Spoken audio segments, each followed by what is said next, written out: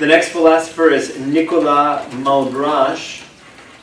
Nicolas Malebranche lived from 1638 to 1715. Studied philosophy, joined the Oratorians, was ordained a Roman Catholic priest. Later, he came to discover Descartes, and he loved what he read. So now we have an interesting thing where we have a Catholic priest who, even though Descartes is on the list of forbidden books, is going to be reading Descartes and saying, ooh, we could do something with this. His background was in Augustinian thought, so he tried to synthesize Augustinianism and Cartesianism into a theocentric or God-centered metaphysics. He wrote works on several themes, including the causes of deception and error, the right method for arriving at truth, occasionalism and the supernatural order, that is, how is the body connected to the soul, the reconciliation of human freedom with divine grace. So here we see someone who's writing on many of the same topics as Descartes. Like Descartes, he was denounced by Rome. His own treatise on nature and grace was placed on the index of forbidden books as well, so that even though he was a Catholic priest, his book was forbidden. Some of Malebranche's ideas, he said that error is the cause of our wretchedness as human beings. What does our wretchedness due to? To the error to which we subscribe. He said it's our duty to submit to authority regarding revealed mysteries, but authority has no place in philosophy. Think about that for a moment. Submit to authorities with respect to the things of the faith, the mysteries of revelation. But in terms of philosophy, there are no authorities. He said that Descartes was to be preferred to Aristotle because of the evident character of the true propositions asserted by Descartes. Think about that for a moment. Descartes just says some things that are true. I exist. How can you argue with that? Aristotle, you can argue with many of his ideas. Descartes, you can't argue with. There are certain things that you just cannot argue with. And so he said, to be a faithful Christian, you must believe blindly. Faith, right? To be a faithful Christian, you must believe blindly. But to be a philosopher, you must see evidently. To be a philosopher, you have to see like a philosopher. You have to think like a philosopher.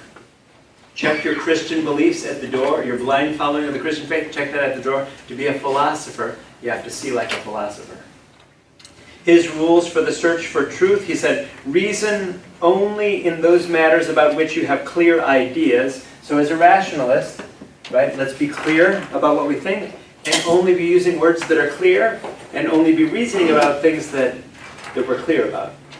Always begin with the simplest and easiest things and proceed in an orderly way. I mean, these philosophers are trying to build up systems of thought so that anyone could take what they wrote and apply it to their own situation. He said that there was a correspondence between body and mind, not an interaction between the two, but a correspondence between my body and my mind. He said the body is a machine adapted by God to the soul, but not moved by the soul. Okay, wait a minute. Okay, my body corresponds to my soul, but is not moved by my soul. So think about it, because your mind thinks, but your mind doesn't move your body.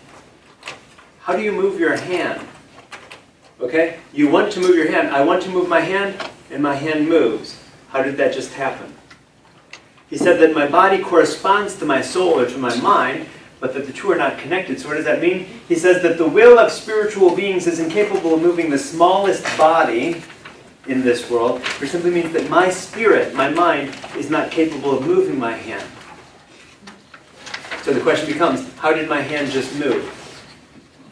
His answer, there's no connection between the will and the body's movement, but our will is the natural cause of the movement, and the real act comes from God's will. So when I will something then, when I will to move my arm, my hand, how does it move? Because God moves it. Do we follow the thinking here? Essentially his thinking is that I in fact move my arm. We move our hands and our arms, but we don't know how we do them. Have you thought about that before? Do you know how you move your hand? Do you do that consciously? When I move my hand, I will for it to move, but I don't know how it works. Here was a modern philosopher saying, I can't figure this out. The only thing that I can guess is that when I will for it to move, I want my hand to go out, and then God moves it out. That was his connection. Remember, Descartes couldn't come up with a good answer? We're struggling to figure out how this body is related to a soul.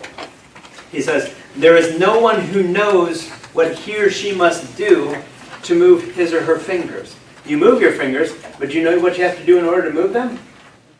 None of us in this room, he says, none of us knows what you have to do to move your fingers. Do you know what you have to do to move your fingers? You know to move, you think it and it happens, but none of us knows how to make it happen. He said, God is the only true cause.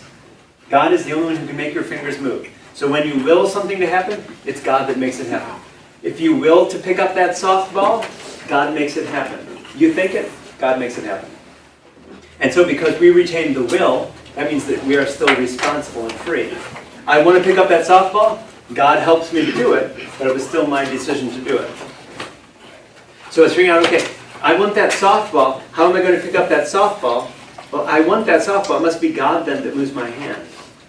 So that's why we often say that Malebranche's philosophy was very theocentric, it was God-centered. He couldn't explain it without God. Today, I bet we could explain it without God. He could not explain it without God. We rely on God. God is the only source of being and activity in this world. What's interesting about Malebranche, unlike Descartes, a lot of people didn't like Descartes' writings. Malebranche, Catholic priest writing, oh, interesting. He had a very different reception. Very much a success in Europe.